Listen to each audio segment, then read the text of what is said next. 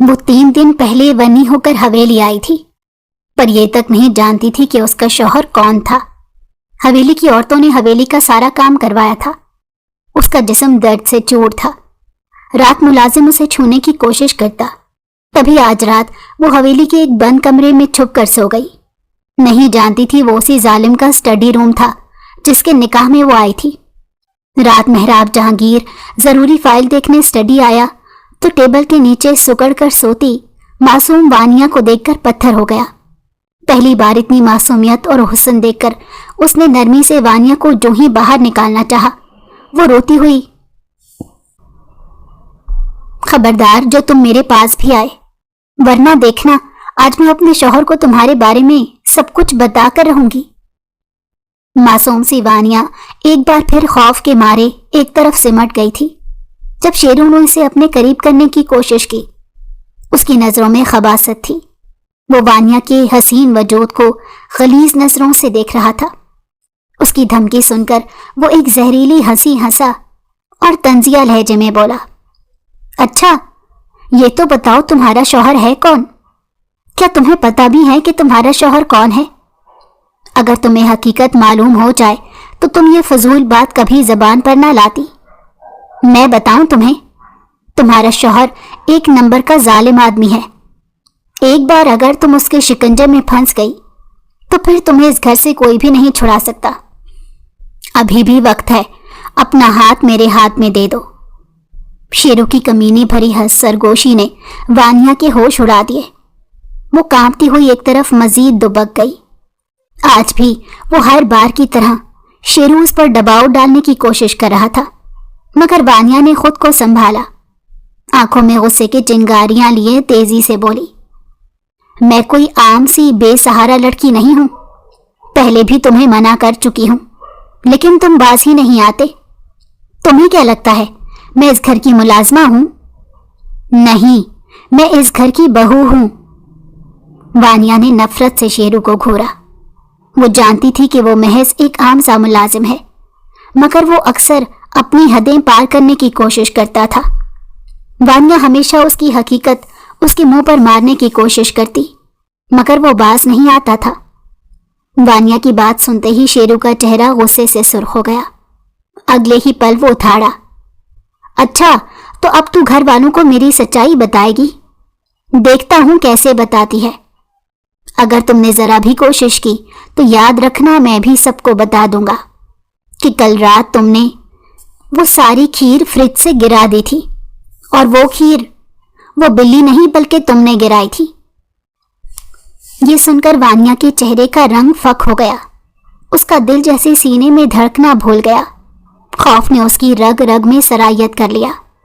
وہ پہلے ہی سہمی ہوئی تھی، مگر شیرو کی بات سن کر اس کا سارا وجود مزید لرزنے لگا۔ شیرو اس کی کمزوری سے بخوبی واقف تھا، اور اسی کا فائدہ اٹھاتے وہ اور بھی قریب بڑھنے لگا۔ وہ شخص جس کی اپنی بیوی رات بھر اس کے انتظار میں جاگتی رہتی تھی، اس لمحے اپنی حوث بھری نظروں کا مرکز وانیہ کو بنا چکا تھا۔ مگر اس بار وانیہ نے خود کو مزید بے بس نہیں ہونے دیا۔ اس نے پوری قوت سے اپنے ننھے ہاتھوں سے شیرو کو پیچھے دھکیلا اور فوراً کچن سے بھاگ نکلی۔ اندھیرے میں حویلی کے لمبے برآمدوں میں بھٹکتی وہ گھبراہٹ کے عالم میں ادھر ادھر دیکھنے لگی۔ اسے سمجھ نہیں آ رہا تھا کہ وہ کہاں جائے، کہاں چھپے۔ دل کی دھڑکنیں قابو سے باہر ہو رہی تھی۔ تبھی اچانک ایک کھلا دروازہ نظر آیا۔ وہ بغیر کچھ سوچے دبے پاؤں اندر داخل ہو گئی اور فوراً دروازہ بند کر کے دیوار سے جا لگی۔ سانسیں بے ترتیب تھیں اور آنسو تیزی سے اس کی آنکھوں سے بہہ رہے تھے۔ وہ آنکھیں بند کیے بس یہی دعا کر رہی تھی کہ اس بار وہ کسی طرح بچ جائے، کیونکہ وہ جانتی تھی شیرو اسے نہیں چھوڑے گا۔ کہنے کو وہ اس گھر کی بہو تھی، مگر پچھلے 3 دن سے اس کے ساتھ ایک عام سا ملازم جیسا سلوک کیا جا رہا تھا۔ وہ دن آج بھی اسے یاد تھا جب اس کی زندگی ایک پل میں بدل گئی تھی۔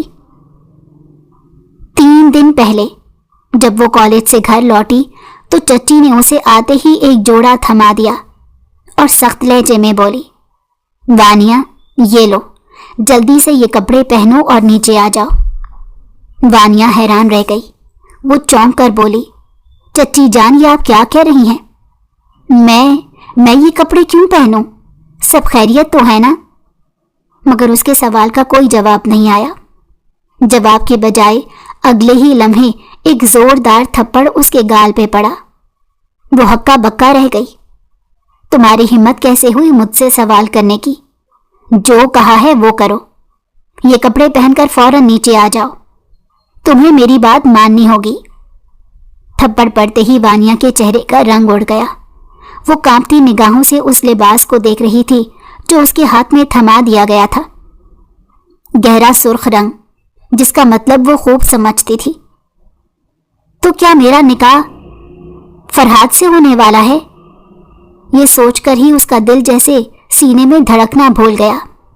وہ جانتی تھی کہ اس کی بچپن کی منگنی فرحاد سے ہوئی تھی، جو اس کے چچا نے طے کی تھی۔ کبھی نہ کبھی تو اسے فرحاد کی دلہن بننا ہی تھا، اور شاید وہ وقت آج ہی تھا۔ وانیا نے دھڑکتے دل کے ساتھ وہ لباس پہنا اور بوجھل قدموں کے ساتھ نیچے چلی آئی۔ مگر نیچے آتے ہی جو منظر اس کی آنکھوں کے سامنے تھا، اس نے اس کے ہوش اڑا دیے۔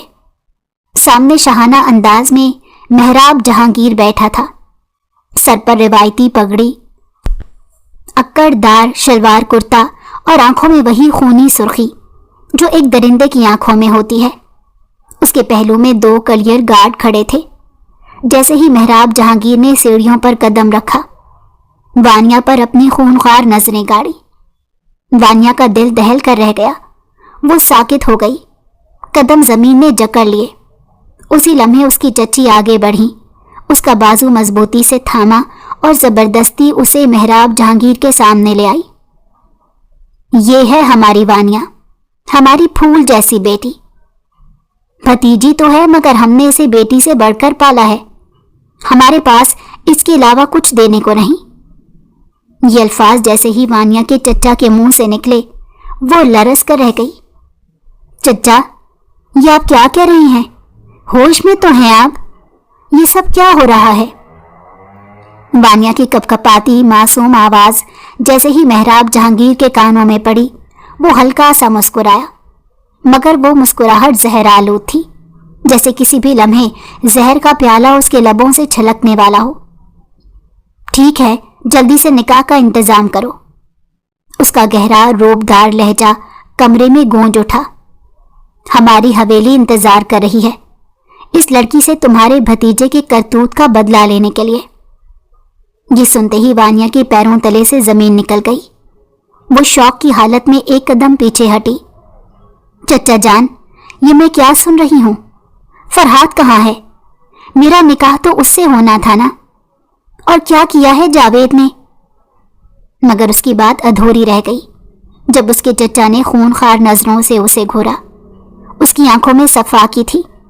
وانیا نے لرزتے وجود کے ساتھ خود کو سنبھالنے کی کوشش کی اور مضبوط لہجے میں بولی، میں یہ نکاح نہیں کروں گی۔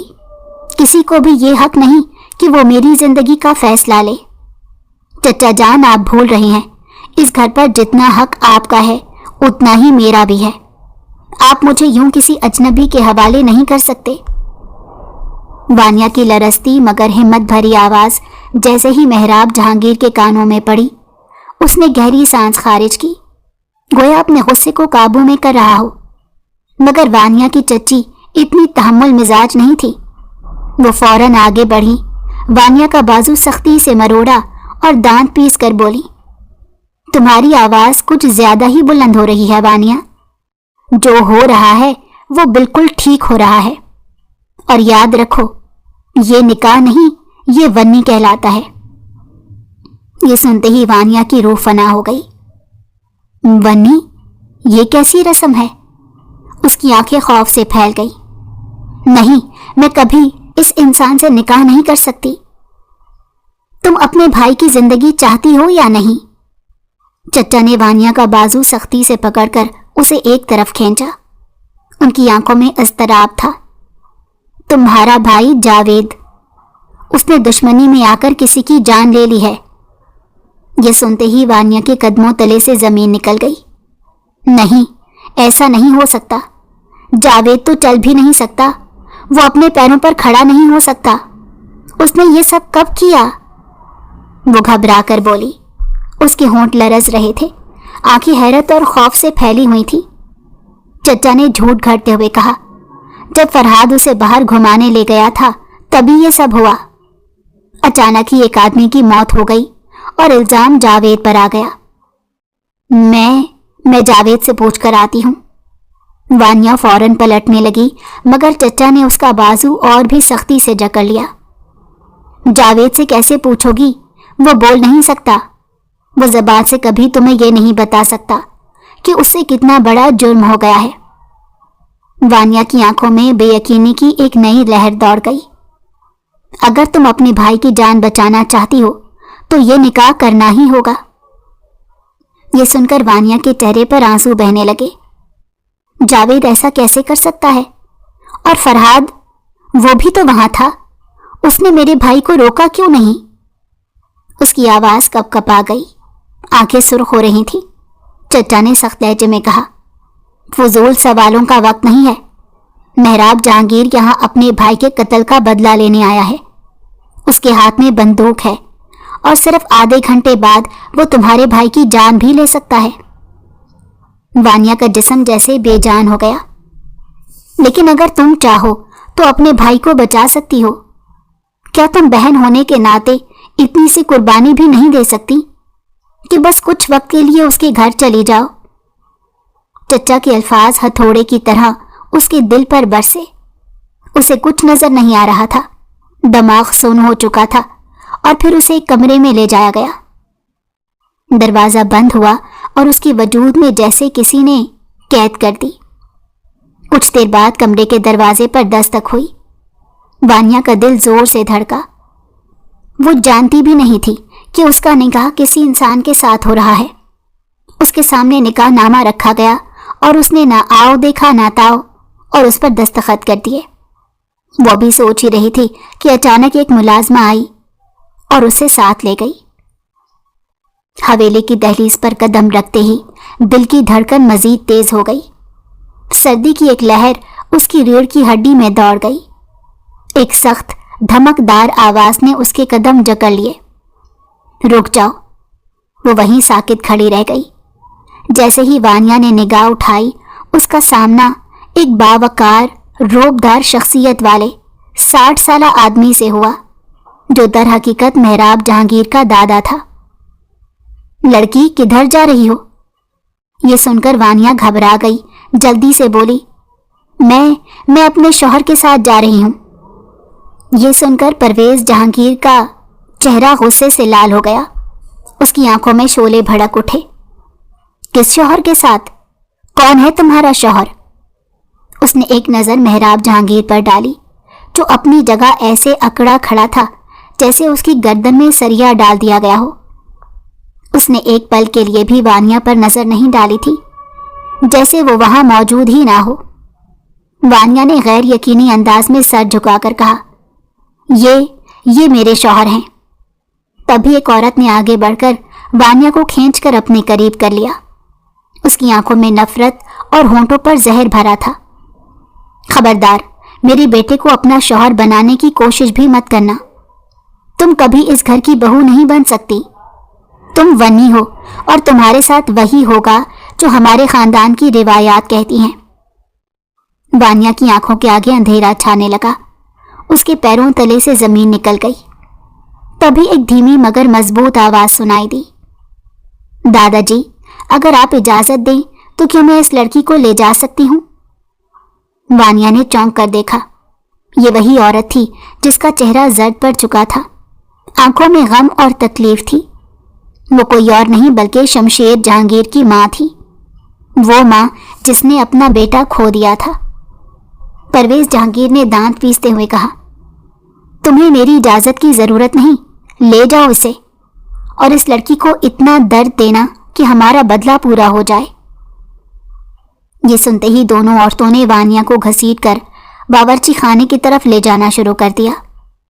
وہاں پہنچتے ہی ایک نے دھکا دے کر اسے زمین پر گرا دیا۔ خبردار، آج کے بعد حویلی کے کسی فرد کی آنکھوں میں آنکھیں ڈالنے کی کوشش بھی مت کرنا۔ तुम्हारी हैसियत सिर्फ एक मुलाजमा की है, शमशेर जहांगीर की मां ने तहकुमाना अंदाज में कहा और फिर नफरत से वानिया की तरफ देखकर पलट गई। वानिया ने बेबसी से आंखें बंद कर लीं, अपने लफ्ज सख्ती से काट लिए ताकि आंसू बाहर ना निकले। तभी किचन के एक कोने में खड़ा शेरू, जो सब्जियां काटने में मसरूफ था, वो ये सब कुछ खामोशी से देख रहा था। चंद लम्हों बाद वो वानिया के करीब आया, धीमी आवाज में बोला, घबराने की कोई बात नहीं।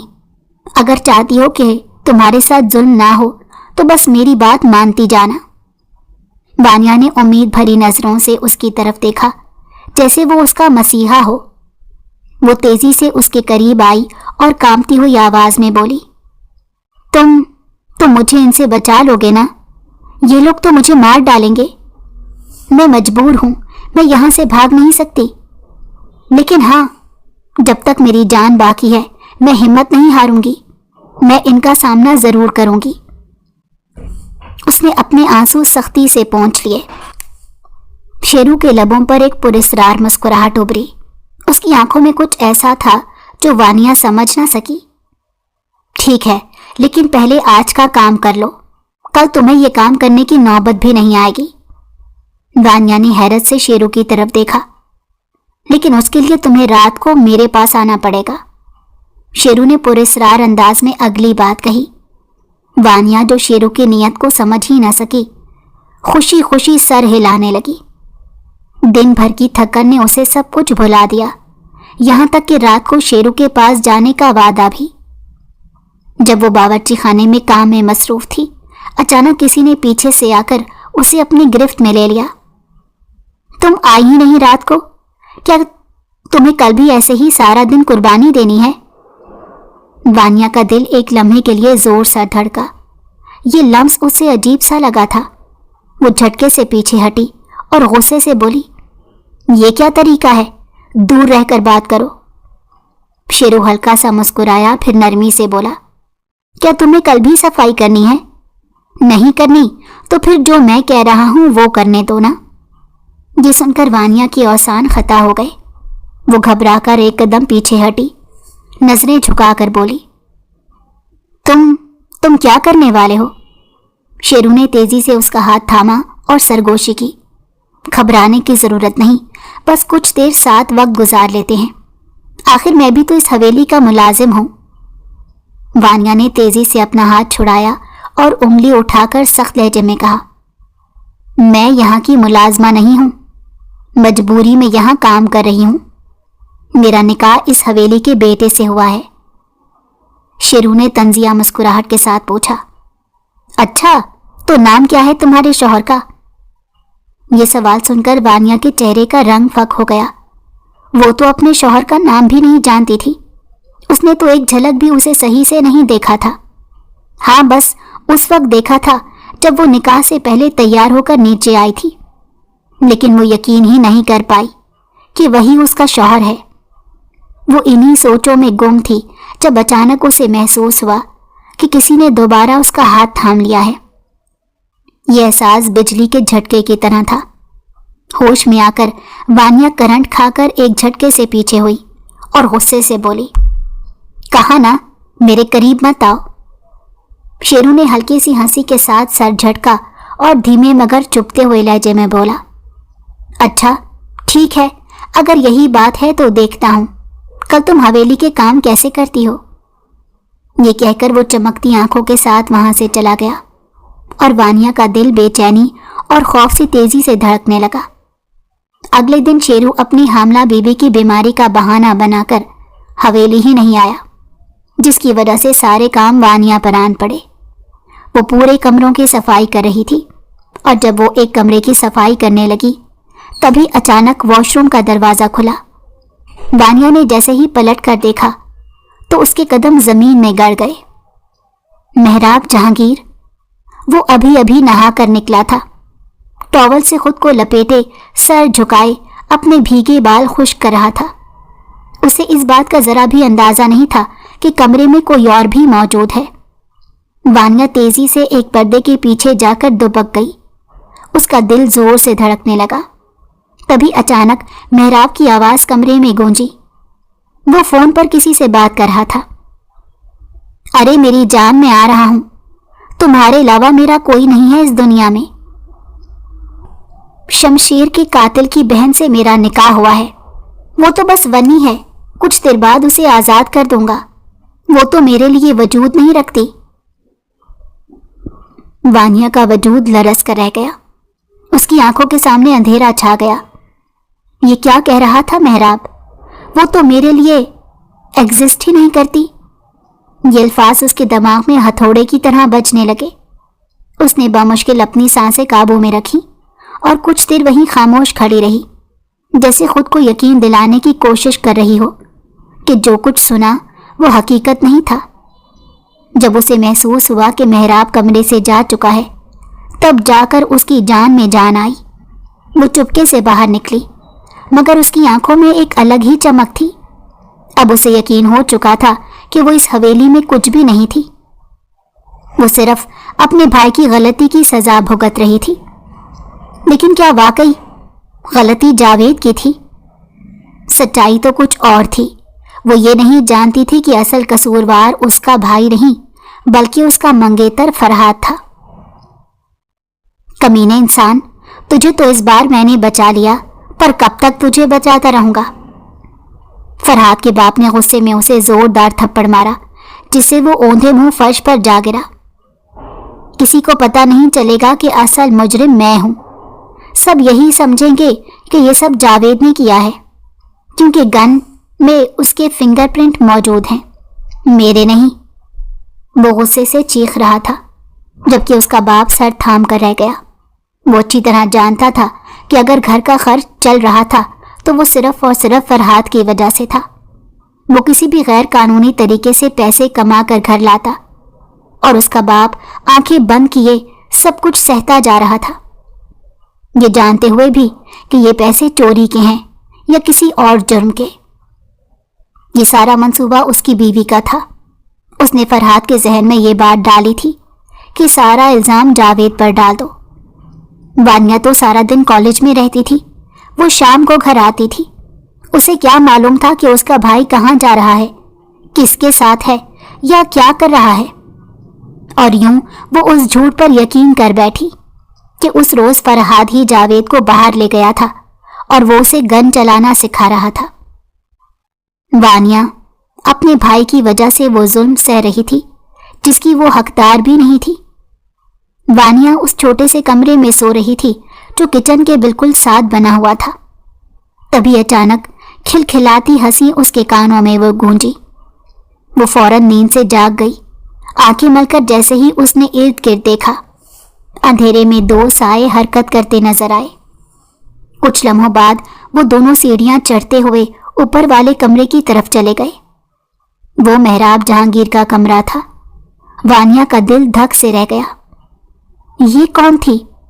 محراب کے کمرے میں کوئی اور لڑکی؟ وہ سکتے میں آ گئی۔ پوری رات آنکھوں میں آنسو لیے وہ بس یہی سوچتی رہی کہ آخر کب تک یہ ذلت سہنی پڑے گی، کب تک یہ ظلم برداشت کرنا ہوگا۔ اور پھر فجر سے کچھ دیر پہلے وہی دو سائے دوبارہ نیچے اترے۔ کچھ دیر بعد محراب اکیلا باہر نکل گیا۔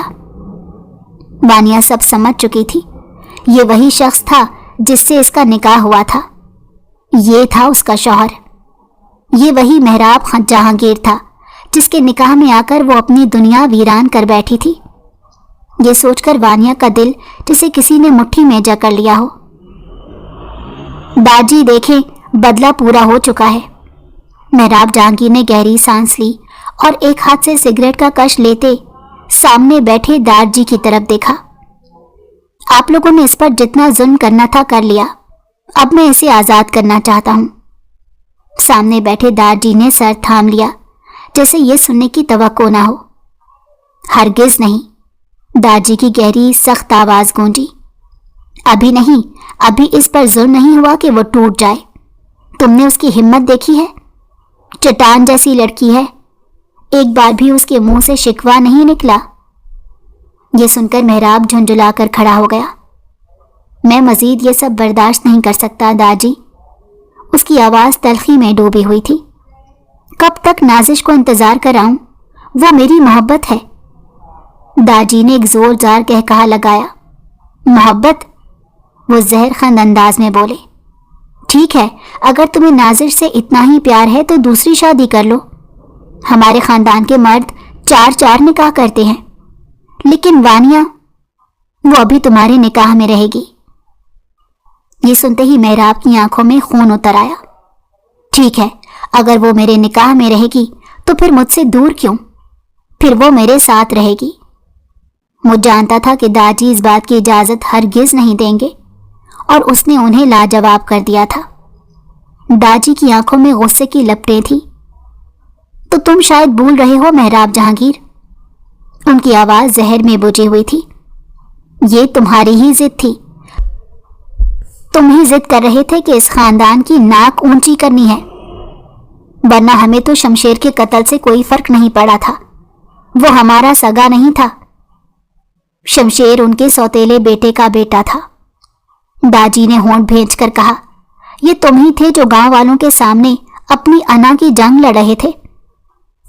تم نے خود ضد کی کہ بدلے میں وانیہ دی جائے۔ تمہیں سب کے سامنے اپنی طاقت ثابت کرنی تھی۔ ہم نے تو تمہیں کبھی مجبور نہیں کیا تھا کہ نکاح کرو، لیکن جب تم نے نکاح کر لیا تو پھر اسے وہی سزا ملنی تھی، وہی ذلت سہنی تھی، وہی بدلہ بھگتنا تھا۔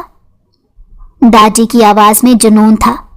اب جب کہ وقت آ گیا ہے تو ہم ہرگز اجازت نہیں دیں گے کہ تم اسے آزاد کر دو، لیکن اس کا یہ مطلب ہرگز نہیں محراب جہانگیر کہ تم اس لڑکی کو اپنی بیوی کا درجہ دے دو۔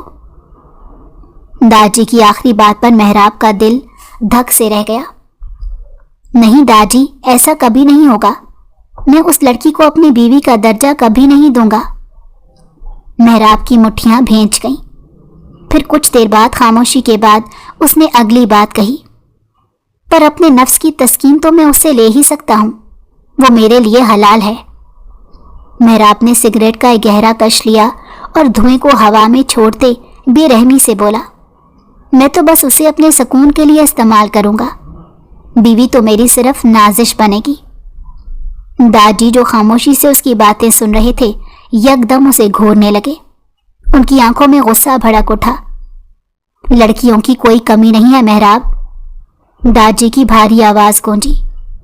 میں نے کبھی تم پر پابندی نہیں لگائی، تم ہمارے گھر کے اکلوتے وارث ہو، شمشیر کے بعد تم ہی اس جائیداد کے مالک ہو، کبھی تمہاری کوئی بات رد نہیں کی، تو پھر کیا چیز ہے جو تمہیں مجبور کر رہی ہے کہ تم اس ناچیز لڑکی کو حاصل کرنا چاہتے ہو؟ یہ سنتے ہی محراب تل ملا گیا۔ ایک جھٹکے سے سر جھٹک کر لمبے لمبے قدم بھرتا وہاں سے نکل گیا۔ اسی لمحے وانیہ نے اسے باہر جاتے دیکھا۔ نہ جانے کیوں رات کے 10 بجے وہ ہمیشہ یوں ہی نکل جاتا تھا۔ وانیہ کا دل بے چینی سے دھڑکنے لگا۔ یہی وقت ہوتا تھا جب وہ اکثر نیند میں ہوتی اور تبھی اسے کھلکھلانے کی آواز آتی، وہی نرم سی ہنسی جو اس کے دل پر چھریوں کی طرح چلتی تھی، اور جب بھی وہ دیکھتی تو محراب کے ساتھ وہی لڑکی ہوتی۔ وانیہ کے دل میں جیسے کچھ ٹوٹ کر بکھر گیا تھا۔ نہیں، کبھی نہیں، اس نے دل میں پختہ ارادہ کر لیا، میں اس شخص کو کبھی اپنا شوہر نہیں مانوں گی۔ یہ فیصلہ کرتے ہی اس کی آنکھوں میں نمی اتر آئی۔ اس نے کبھی خواب میں بھی نہیں سوچا تھا کہ اس کا ہونے والا شوہر ایسا نکلے گا۔ وہ تو ہمیشہ فرحاد کو ہی اپنے ہم سفر کے روپ میں دیکھتی تھی، اور پھر اس روز جیسے ہی شیرو نے دوبارہ وانیہ کا راستہ روکا تو اس میں اچانک ایک عجیب سی ہمت آ گئی۔ اس نے فوراً شیرو کو پیچھے دھکیل دیا اور تیزی سے بھاگنے لگی۔ بھاگتے بھاگتے وہ ایک کمرے میں جا پہنچی۔ یہ کمرہ گھپ اندھیرے میں ڈوبا ہوا تھا۔ رات کا وقت تھا اور اسے کچھ دکھائی نہیں دے رہا تھا۔ وہ بس دیواروں کو ٹٹولتی رہی یہاں تک کہ اسے ایک ٹیبل محسوس ہوئی۔ اسے لگا یہ اس کے بچاؤ کے لیے بہترین جگہ ہو سکتی ہے، سو وہ جلدی سے اس کے نیچے دبک گئی۔ اس کی سانسیں تیز چل رہی تھیں، دل بے قابو دھڑک رہا تھا، مگر جیسے ہی وہ کچھ دیر ساکت رہی، تھکن کے مارے اس کی آنکھ لگ گئی۔ دوسری طرف محراب جہانگیر اپنے کمرے میں غصے سے الماری کھول کر فائلیں دیکھ رہا تھا۔ وہ جس فائل کی تلاش میں تھا وہ اسے کہیں نہیں مل رہی تھی۔ غصے میں اس نے مزید فائلیں بکھیر دیں اور پھر جھنجھلاتا ہوا کمرے سے باہر نکل آیا۔ لمبے لمبے قدم اٹھاتا وہ سیدھا اپنے اسٹڈی روم کی طرف بڑھا، جہاں اس کی تمام فائلز ترتیب سے رکھی ہوتی تھیں۔ کاروباری مسائل کے باعث وہ اکثر یہاں آ کر فائلیں پڑھتا، مگر کچھ خاص فائلز اس نے اپنے کمرے میں الگ رکھی ہوئی تھیں۔ جیسے ہی اس نے کمرے میں قدم رکھا، دروازہ بند کیا اور الماری کی طرف بڑھا، اچانک ایک عجیب سی آواز نے اسے چونکا دیا۔ یہ آواز کہاں سے آ رہی ہے؟ وہ لمحہ بھر کو ساکت ہو گیا۔ یہ کسی کے خراٹے لینے کی آواز تھی۔ حیرت سے اس نے ادھر ادھر دیکھا، پھر اچانک اس کی نظر ٹیبل کے نیچے پڑی۔ وہاں سے کسی کا دوپٹہ جھلک رہا تھا، نیلے رنگ کا دوپٹہ جو کمرے کی ہلکی روشنی میں صاف دکھائی دے رہا تھا۔ محراب کے پیروں تلے سے زمین نکل گئی۔ وہ جھک کر نیچے دیکھنے لگا اور وہاں اس کی اپنی ہی بیوی بے خبر گہری نیند سو رہی تھی۔ وہ حیران رہ گیا، یہ یہاں کیا کر رہی ہے؟ وہ دودیا رنگت کی حامل وانیہ، جس کی لمبی سیاہ پلکیں چہرے پر بکھری ہوئی تھی، ٹیبل کے نیچے آرام کی نیند سو رہی تھی، جیسے دنیا و مافیا سے بے خبر ہو۔ ہلکی روشنی میں اس کے چہرے پر چند زخموں کے نشان بھی نظر آ رہے تھے، جو کہ شاید کام کے دوران لگے تھے، مگر اسے ان کی کوئی پرواہ نہیں تھی۔ محراب نے پہلی بار اتنے غور سے اپنی بیوی کو دیکھا، مگر اگلے ہی لمحے اس کا چہرہ سختی میں ڈھل گیا۔ وہ تیزی سے آگے بڑھا، اس کا بازو تھاما اور ایک جھٹکے سے اسے اپنی طرف کھینچ لیا۔ وانیہ کی آنکھ کھل گئی، وہ گھبرا کر چیخ پڑی اور سیدھا محراب کے سینے سے جا لگی۔ مجھے کچھ مت کرنا، دیکھو میں اس گھر کی بہو ہوں، وہ کانپتے ہوئے لہجے میں بولی۔ خوف اس کے چہرے پر واضح تھا۔ خبردار جو تم نے مجھے ہاتھ بھی لگایا، میں نے کہا نا مجھ سے دور رہو۔ وانیہ نے آنکھیں بھیج لیں اور لرزتی آواز میں محراب کو پکارتی رہی، جیسے بس اسی کا خوف اسے ہمت دے رہا ہو۔ وہ محراب کے وجود کے ساتھ لگی سرگوشی میں بول رہی تھی، خبردار میرے قریب بھی مت آنا، تم میرا کچھ نہیں بگاڑ سکتے، میں سب کو تمہاری سچائی بتا دوں گی۔ یہ سنتے ہی محراب کے چہرے کا رنگ اڑ گیا، اس کے اوپر کی سانس اوپر اور نیچے کی نیچے رہ گئی۔ اسے یقین نہیں آ رہا تھا کہ وانیہ کے منہ سے وہ کیا سن رہا ہے۔ وانیہ نے دوبارہ دھمکی دی، میں نے کہا مجھ سے دور رہو، میں سب کو بتا دوں گی۔ محراب کی برداشت جواب دے گئی۔ اس نے ایک جھٹکے سے وانیہ کے دونوں بازو تھامے اور زور سے جھنجھوڑ کر بولا، کس کی بات کر رہی ہو؟ یہ جرت کس نے کی؟ کس نے تمہیں ہاتھ لگایا؟ وہ غصے اور حیرت کے ملے جلے جذبات کے ساتھ گہری نظروں سے وانیہ کو دیکھ رہا تھا۔ وانیہ جو اب تک خوف اور گھبراہٹ میں تھی، ہوش میں آ گئی۔ اس نے اپنی آنکھیں کھولیں اور سامنے کھڑے اس لمبے روبدار شخص کو دیکھ کر ساکت رہ گئی۔ کیا میں ایسے ہی دیکھ رہی ہوں؟ اس کے دل و دماغ میں طوفان مچ گیا۔ کیا یہ واقعی محراب جہانگیر ہے؟ وہ دل میں سوچ کر رہ گئی تھی۔ محراب نے ایک بار پھر سخت لہجے میں کہا، میں تم سے کچھ پوچھ رہا ہوں، سچ سچ بتاؤ، کس نے تمہیں چھونے کی کوشش کی؟ وانیہ کا دل مزید کانپنے لگا۔ اچانک وہ محراب کے سینے سے جا لگی، جیسے اسے اپنی آخری پناہ گاہ مل گئی ہو۔ وہ زاروں قطار رو رہی تھی، وہ مجھے نہیں چھوڑے گا، وہ مجھے تنگ کرتا ہے، پلیز مجھے بچا لیں، میری عزت محفوظ نہیں ہے۔ وانیہ نے کپ کپاتی آواز میں کہا اور محراب کی قمیض مٹھیوں میں جکڑ لی۔ آپ میرے شوہر ہیں نا، پھر بھی میں غیر محفوظ ہوں۔ یہ الفاظ سن کر محراب کا دل زور سے دھڑکا، اس کی سانسیں بوجھل ہو گئیں۔ اس نے فوراً وانیہ کے لرزتے ہاتھ اپنے مضبوط ہاتھوں میں تھام لیے اور سخت لہجے میں بولا، تم فکر مت کرو، میں نے کہا نا کچھ نہیں ہوگا تمہیں، بس مجھے سچ بتاؤ کون ہے وہ؟ وانیہ مسلسل روئے جا رہی تھی، اس کا جسم کانپ رہا تھا۔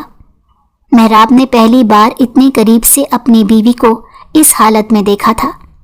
وہ نہ صرف خوفزدہ تھی بلکہ مکمل طور پر ٹوٹ چکی تھی۔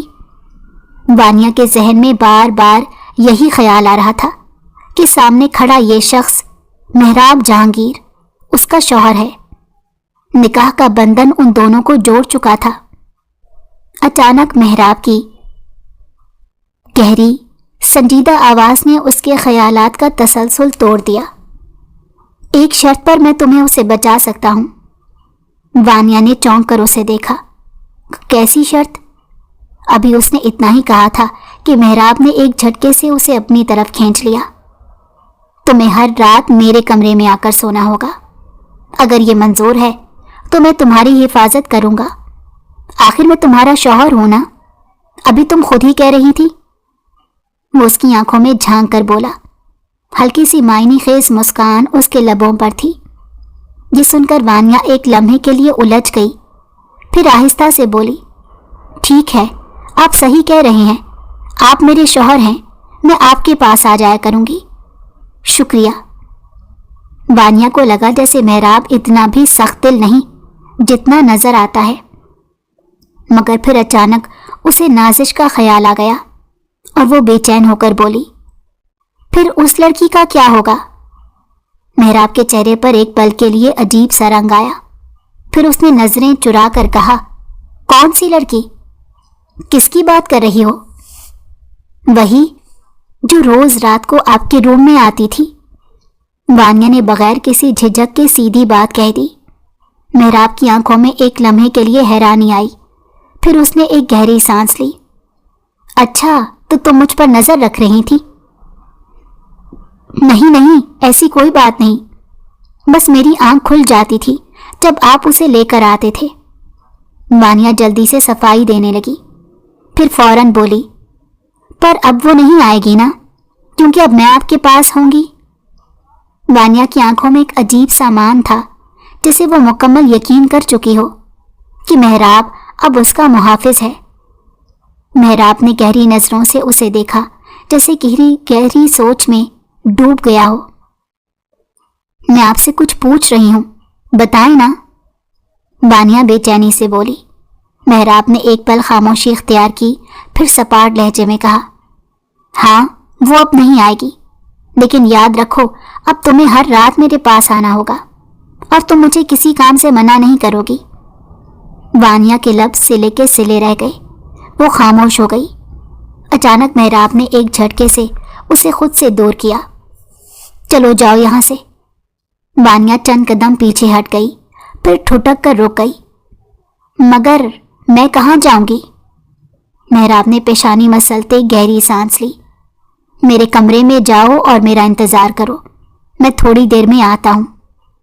یہ سنتے ہی وانیا کے جسم میں سنسنی سی دوڑ گئی، دل کی دھڑکن جیسے قابو سے باہر ہو رہی تھی۔ آہستہ آہستہ قدم بڑھاتی وہ محراب کے کمرے کی طرف چل پڑی۔ وانیا پہلے بھی محراب کے کمرے میں گئی تھی، جب صفائی کے دوران وہاں کچھ دیر ٹھہر گئی تھی، مگر اس رات حالات کچھ اور تھے۔ وہ کب نیند کے دوش پر بہہ کر اس کے ساتھ بستر پر سو گئی، اسے یاد ہی نہ رہا۔ محراب جب کچھ دیر بعد کمرے میں آیا اور اپنے بستر پر وانیا کو سوتا دیکھا تو سب کچھ بھول گیا۔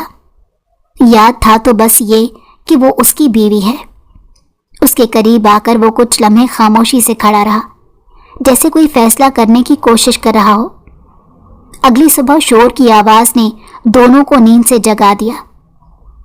یہ غلیظ لڑکی یہاں کیا کر رہی ہے؟ کرخت آواز پر وانیا نے آنکھیں مسلتے خود کو سنبھالا، اور جیسے ہی سامنے کھڑی شخصیت کو پہچانا، اس کے چہرے کا رنگ اڑ گیا۔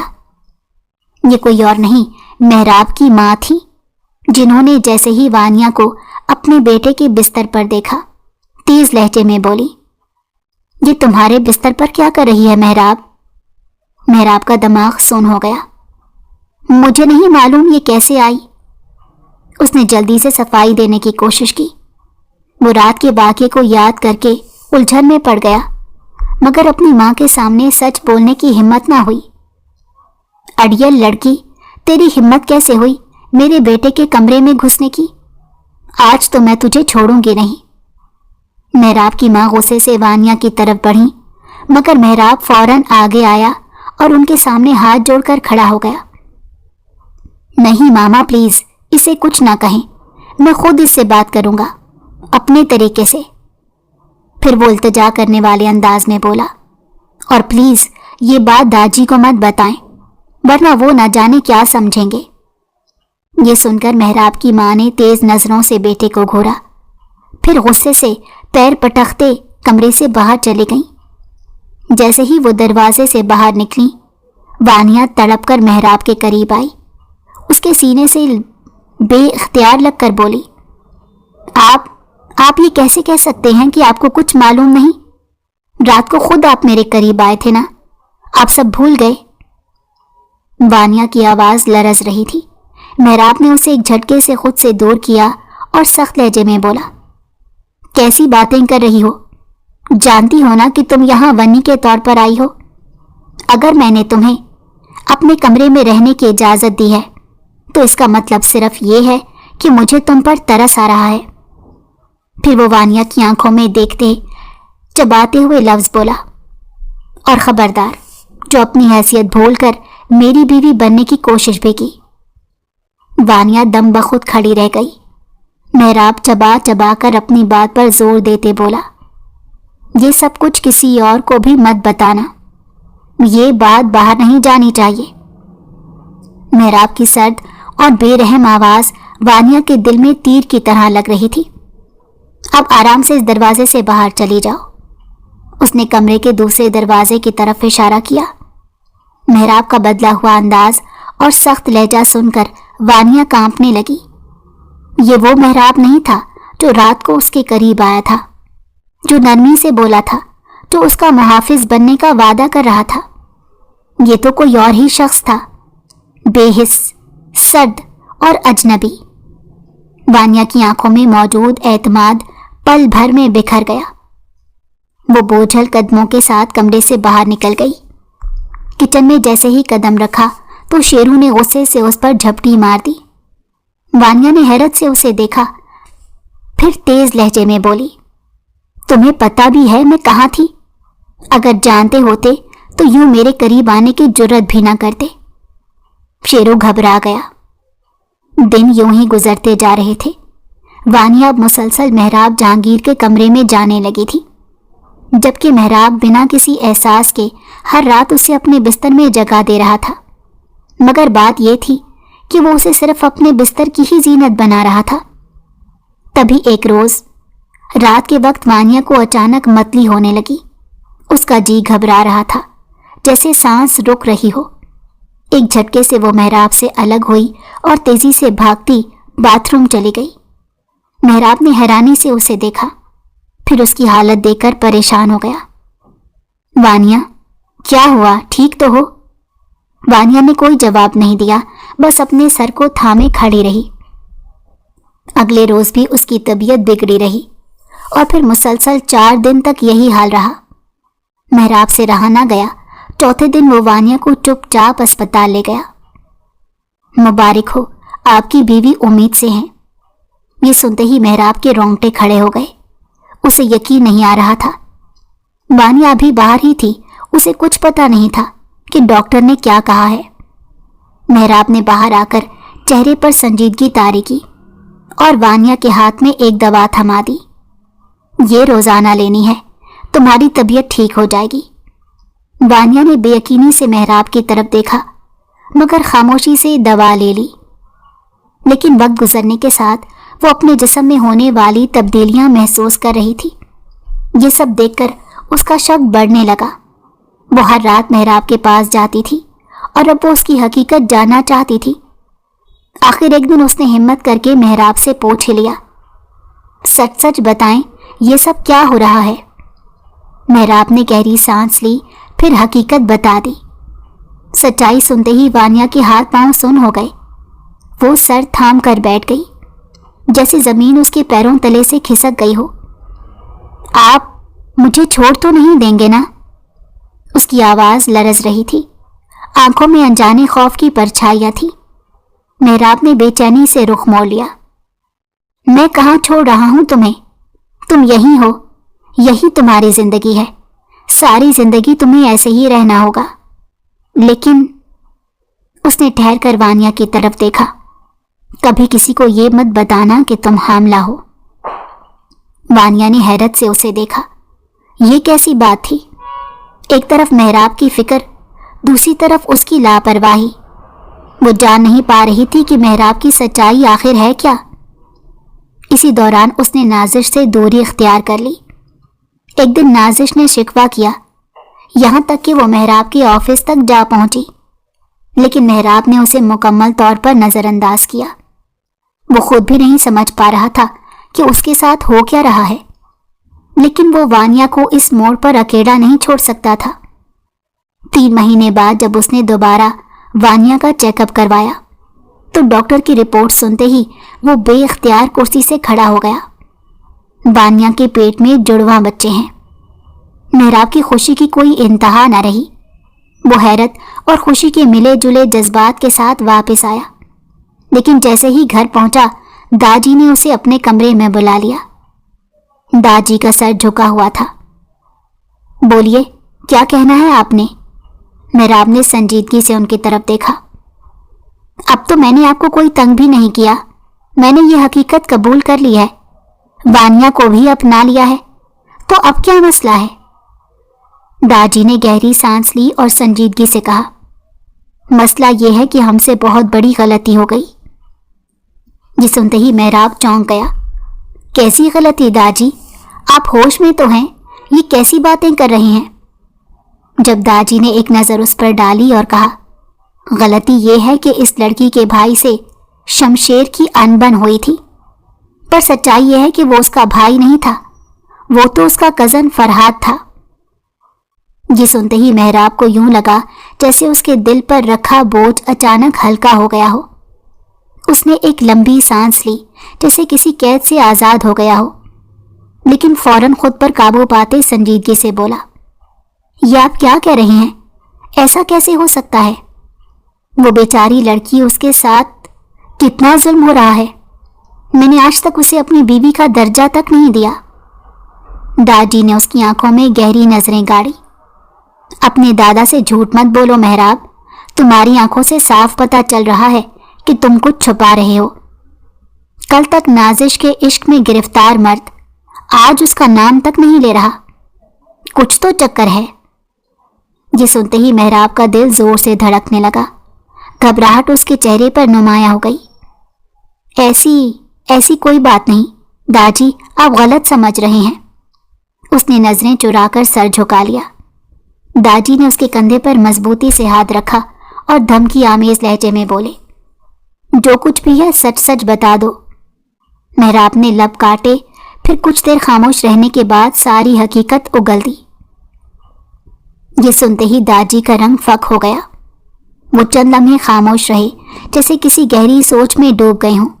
फिर धीरे से बोले, हम क्या करें, वो लड़की बेकसूर है और तुमने उसे अपनी बीवी का दर्जा देकर गलत भी नहीं किया। लेकिन उन्होंने एक गहरी सांस ली।